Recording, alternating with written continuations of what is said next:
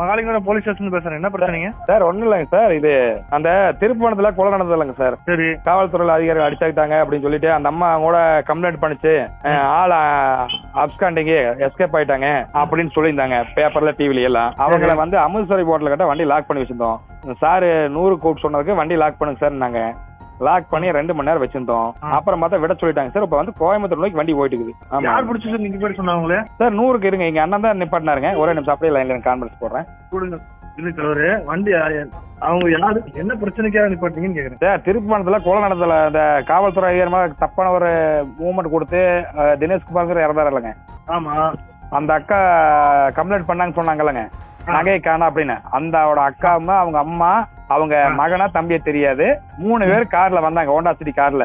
நாங்க அமிர்தசரத்துல டீ சாப்பிட போகும்போது பார்த்தோம். பார்த்துட்டு இந்த மாதிரி நீங்க காண தலைமறைவங்க, நீங்க இங்க கோவை மாவட்டத்துல பொள்ளாச்சியில் இருக்குன்னு சொல்லி கம்ப்ளைண்ட் பண்ணுங்க 100ல.